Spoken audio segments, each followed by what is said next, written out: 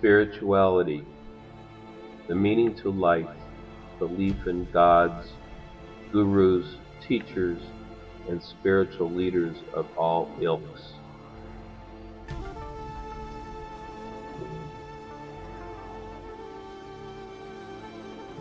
We discover our ever-growing knowledge of the vastness of the universe as we discover an ever-growing universe.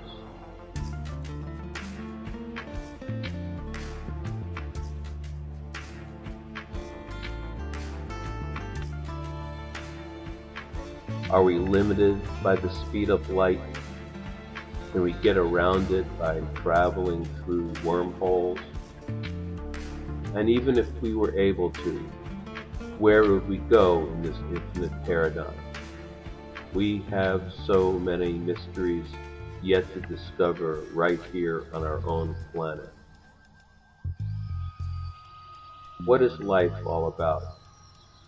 It seems like every life form's primary concern is to reproduce, reproduce, reproduce. It is an automatic, determined drive that is hard to control even if we want to. We even aren't satisfied with the normal process. We have to even try and create artificial life.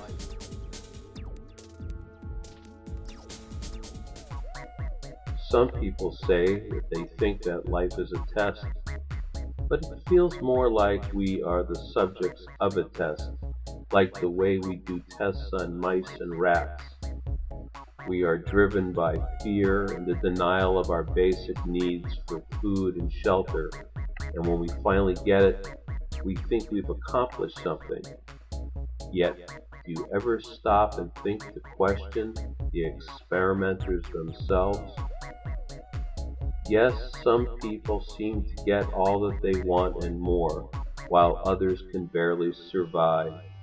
But in the end, everyone goes around unsatisfied on some level. Some of us try to become more conscious of ourselves and try to find our purpose in the universe and be in the moment. And that's probably a good thing. But also, look at the past, the magnificent civilizations that have all but vanished, the tremendous structures they supposedly built that even with our own technology as it is today would be very difficult and in some cases impossible to reproduce. How did they do this? Did they have special help? Step back for a moment. Clear your mind. To really see the truth about our purpose in life, we first need to rid ourselves of our illusions, the supposed tos, the shoulds, the shouldn'ts, all concepts of anything, and especially God and the concepts of God. Why God too? Because if God is what God is supposed to be, as defined even in religions themselves, then God would be infinite, and you can't see infinity, it is the unknown. So the moment that you define God in any way, you limit what God is. As we look into the universe, we see how it is mathematical and has defined structures from the golden mean to fractal geometry. Our genetics have a code we are just beginning to discover. It even determines what kind of mental predilections we are drawn to. And although our minds have a vast capability, we only use a small part. Even with that capability, we discover more and more how we are and continue to be programmed as to how to think, behave, and feel.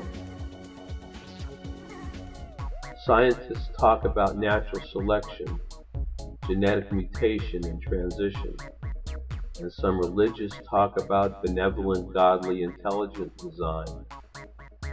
But there is a third possibility, a possibility that encompasses both genetics and intelligent design.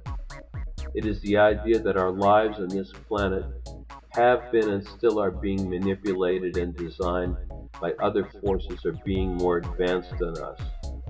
But they are not gods, and they have no benevolent purpose other than for their own selfish needs, and they use mechanical genetic tools as we do in our own genetic experiments. They control us through our fear of the unknown and our need to have beliefs so we don't have to face the unknown.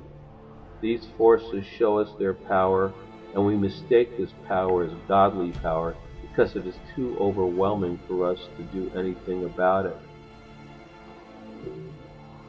But look at what really happens in life.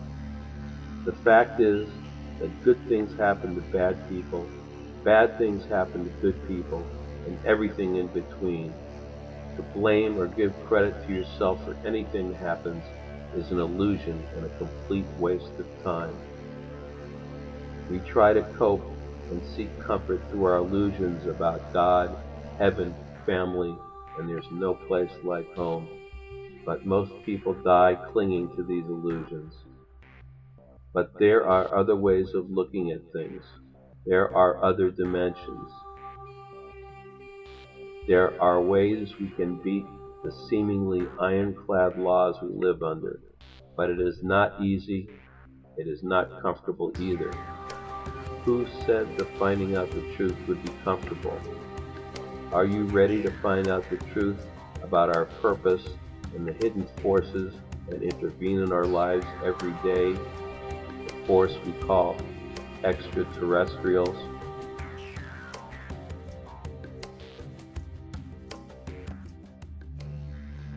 Can you handle the truth?